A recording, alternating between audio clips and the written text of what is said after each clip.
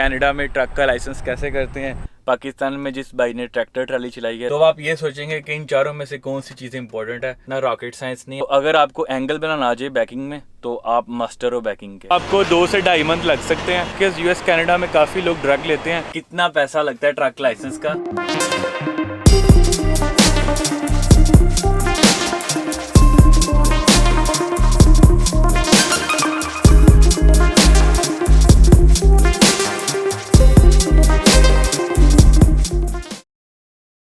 अस्सलाम वालेकुम guys, welcome back to other vlog. तो कैसे हैं आप सब? आज की वीडियो में हम कवर करेंगे कि कनाडा में ट्रक का लाइसेंस कैसे करते हैं। काफ़ी भाई मैसेज करते हैं, पूछते हैं कि भाई इसके ऊपर वीडियो बनाई क्यों नहीं बना रहे। तो आज की वीडियो में मैं बात करूंगा ट्रक लाइसेंस की, कितने पैसे लगते हैं, कितना टाइम लगता है और ये है कि उसकी रिक्वायरमेंट क्या है। A to Z आज इस वीडियो में हम कवर करेंगे।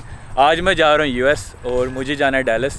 14 डिलीवरीज करनी है मुझे। आज यहाँ पे काफ़ी गर्मी और हीट वार्निंग भी है और आपका भाई धूप के अंदर आपके लिए व्लॉग शूट कर रहा है। अब चलते हैं, बॉर्डर करते हैं क्रॉस। आपको याद होगा लास्ट व्लॉग में मैंने बोला था कि एक चीज़ मैंने बाई की है ट्रक के लिए। नेक्स्ट व्लॉग में आपको एक चीज़ दिखाऊंगा। सो मैंने वर्कआउट के लिए वो चीज़ बाई की, अपने ट्रक में रख लूँगा। चलते हैं ट्रक के अंदर और आप अपना वर्कआउट ट्रक के अंदर ही होगा। एक्सरसाइज जो है ना, जिम जाने की ज़रूरत नहीं है, लेकिन आपका भाई जिम भी जाएगा। तो ये मैंने परचेज़ की थी 2 वीक पहले। मुझे टाइम नहीं लग रहा था इसको ट्रक में रखने के लिए, लेकिन आज आपके भाई ने इसको ट्रक में रख ही लिया। और अब निकलते हैं यहाँ से।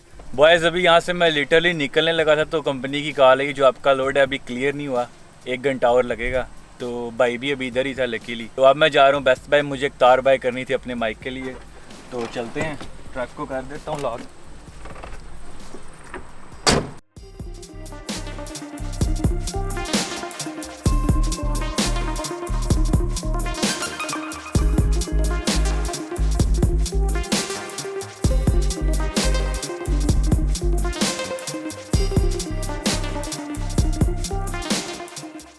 तो इसकी मैं बात कर रहा था, ये तार मुझे चाहिए थी। एक साइड पे आईफोन लग जाएगी और एक साइड से माइक में।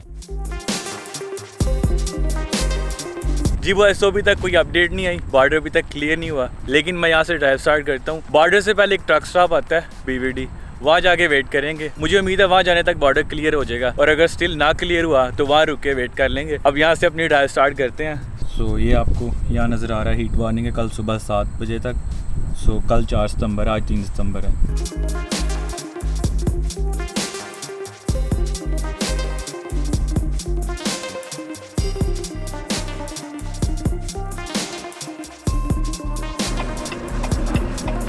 तो बॉयज़ ये जो आपको लोग नज़र आ रहे हैं, ये लोग स्ट्राइक कर रहे हैं।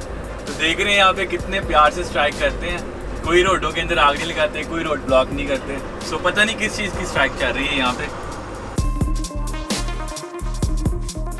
जी बॉयज़ तो मैं पहुँच चुका था ट्रक साहब पे। अभी तक अपना बॉर्डर क्लियर नहीं हुआ, तो मेरे ट्रक के साथ एक और अपनी कंपनी का भाई स्लीप कर रहा है और मुझे उम्मीद भी नहीं है कि आज बॉर्डर क्लियर होगा। तो ये है कि आराम से यहाँ मैं स्लीप करूँगा, कल सुबह अर्ली यहाँ से बॉर्डर करेंगे क्रॉस। अंदर चलता हूँ और जाके बात करते हैं ट्रक लाइसेंस की।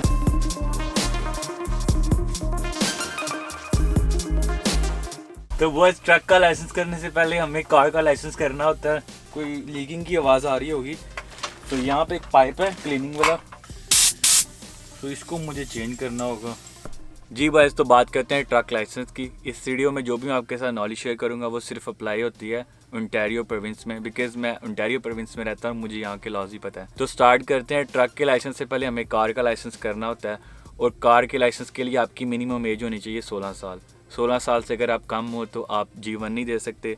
G1 बेसिकली बोलते हैं नॉलेज टेस्ट को, जिसमें 40 MCQs होते हैं, 20 रूल्स होते हैं और 20 साइन होते हैं। 20 MCQs के 2 उसके टेस्ट होते हैं, जिसमें से हमें 16 ठीक करने होते हैं। और ये है कि इतना मुश्किल और टेस्ट नहीं होता, उसके अंदर सारी नॉलेज होती है। जो यहाँ के रूल्स हैं, यहाँ पे हाईवे के जितने भी रूल्स हैं, सारे sign rules A to Z सारा उसके अंदर होता है। G1 लाइसेंस की जो फीस होती है वो $158 प्लस HST, उसको G1 बोलते हैं। और G1 करने के बाद अगर तो हमारे पास एक्सपीरियंस है बैक होम का, तो फिर हम डायरेक्ट G लाइसेंस कर सकते हैं। तो यहाँ पे 2 कैटेगरी होती हैं लाइसेंस की, एक G2 और एक G।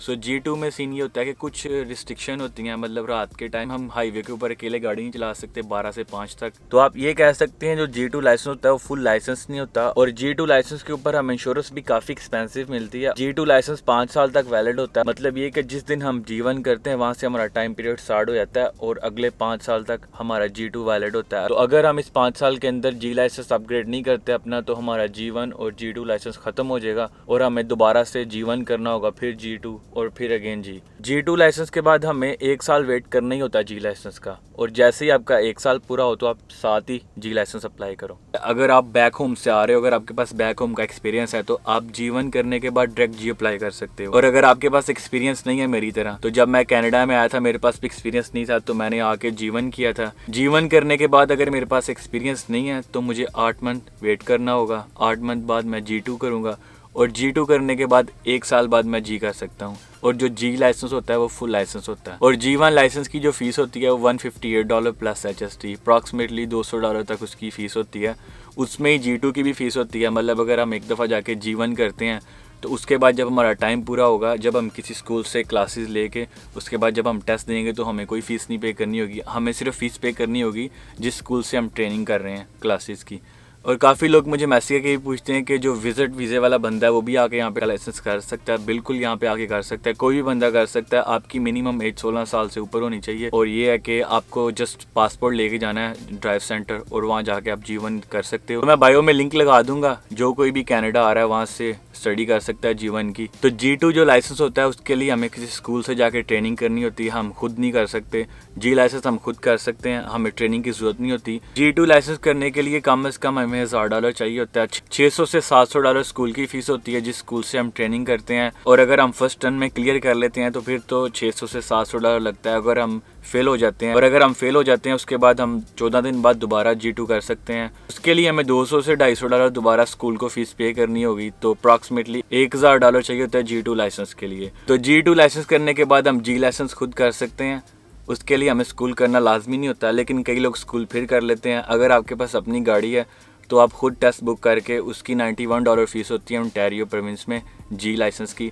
G लाइसेंस हम खुद बुक करके खुद जाके अपनी गाड़ी पे दे सकते हैं। तो G1, G2 और G लाइसेंस की अगर हम टोटल कास्ट करें तो अप्रॉक्सीमेटली $1000 से $1200 तक लगता है। आई होप आपको कार की लाइसेंस की समझ आ गई होगी। अब बात करते हैं ट्रक लाइसेंस की। ये 3 लाइसेंस करने के बाद हम एलिजिबल होते हैं ट्रक के लाइसेंस के लिए। तो ट्रक के लाइसेंस के लिए सबसे जो पहली रिक्वायरमेंट है ओंटारियो प्रोविंस में, वो ये है कि आपकी एज 19 साल होनी चाहिए कम से कम, और आपका स्टेटस कोई भी यहाँ पे हो सकता है। बेशक आप विजिटर वीजे पे हो, बेशक आप यहाँ के रेजिडेंट हो, डजंट मैटर। आपका कोई भी यहाँ पे लीगल स्टेटस है कनाडा में तो आप ट्रक का लाइसेंस स्टार्ट कर सकते हो। तो हमें सबसे पहले मेडिकल करवाना होता है ट्रक लाइसेंस के लिए। मेडिकल इस तरह से रिक्वायर होता है बिकॉज यूएस कनाडा में काफ़ी लोग ड्रग लेते हैं, इस वजह से हमें मेडिकल पहले करवाना होता है, उसके बाद हम A1 का टेस्ट दे सकते हैं। तो सेम जैसे मैंने बात की थी कार के लाइसेंस के लिए हमें G1 करना होता है, इसी तरह सेम ट्रक के लाइसेंस के लिए हमें A1 लाइसेंस करना होता है। जो नॉलेज टेस्ट होता है सेम उसमें MCQs होते हैं जैसे G1 में होते हैं, 20 रूल्स होते हैं और 20 ही साइन होते हैं। इसकी फीस मुझे एग्जैक्ट याद नहीं है, लेकिन $100 के अंदर इसकी फीस होती है। तो मैं बायो में एक लिंक लगा दूंगा, वहाँ से आप A1 की भी स्टडी कर सकते हैं। और अगर आपने वहाँ से नहीं करनी, अगर आप कनाडा में हैं तो आप टेस्ट सेंटर में जाके वहाँ से एक बुक परचेज करके वहाँ से भी स्टडी कर सकते हैं। और A1 करने के बाद हमें Z विजन टेस्ट करना होता है। तो कनाडा यूएस में जितनी भी कमर्शियल व्हीकल्स हैं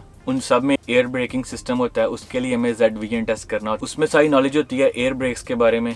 तो उसके 2 ऑप्शन होते हैं, या तो हम किसी स्कूल से कर सकते हैं, और अगर हमें किसी स्कूल से नहीं करना, अगर हमें पैसे बचाने हैं तो हम जाके टेस्ट सेंटर भी कर सकते हैं। और टेस्ट सेंटर में उसकी कम फीस होती है, और अगर आप किसी स्कूल से करते हो उसकी 300 से लेके $500 तक फीस होती है, डिपेंड ऑन स्कूल। तो मैं आपको रेकमेंड करूंगा आप किसी स्कूल से करना Z vision test. Air brake का टेस्ट जो होता है वो काफ़ी मुश्किल टेस्ट होता है, उसमें आपको रट्टे मारने होते हैं। मैंने भी स्कूल से ही किया था, तो उसके जो क्वेश्चन होते हैं वो काफ़ी सिमिलर होते हैं, उसमें आपको काफ़ी दिमाग लगाना पड़ता है। अगर आप दिमाग लगा सकते हो तो वाई नॉट, आप स्कूल में जाके कर सकते हो और अपने पैसे बचा सकते हो। Z विजन टेस्ट करने के बाद हम एलिजिबल हो जाते हैं, हम किसी स्कूल में जाके एडमिशन ले सकते हैं, ट्रक की क्लासेस स्टार्ट कर सकते हैं। ट्रक का लाइसेंस होता है, उसकी ट्रेनिंग के 4 पार्ट होते हैं। मैं आपको स्टेप बाय स्टेप बता देता हूँ, कहीं आपके सर के ऊपर से ना गुजर जाए। तो जो 4 स्टेप की मैं बात कर रहा था, जो पहला स्टेप होता है उसमें प्री टिप आ जाती है, दूसरे स्टेप में कपल एंड कपलिंग आ जाती है जिसमें हमें अपना ट्रक अनहुक और हुक करना होता है, और जो तीसरे नंबर पे बैकिंग आ जाती है, और चौथे नंबर पे जो सबसे मेन चीज़ है रोड आ जाती है।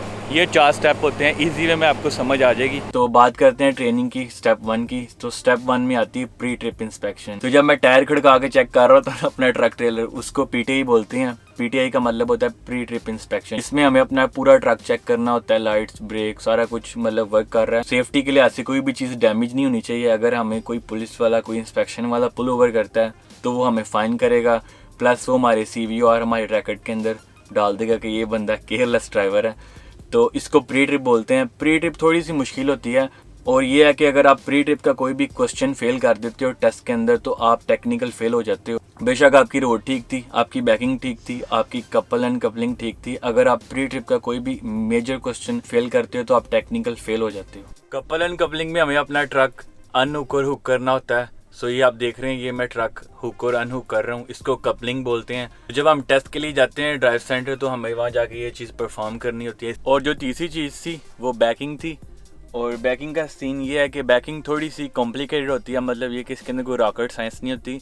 पाकिस्तान में जिस भाई ने ट्रैक्टर ट्राली चलाई है सेम उसी तरह इसकी बैकिंग होती है। मतलब ये कि अगर हम स्टीयरिंग को राइट पे घुमा रहे हैं, जो ट्रेलर है वो लेफ्ट पे जाएगा, क्रॉस वाइज चलेगा, और अगर हम लेफ्ट पे घुमा रहे हैं तो ट्रेलर राइट पे जाएगा। तो अगर आपको एंगल बनाना आ जाए बैकिंग में तो आप मास्टर हो बैकिंग के।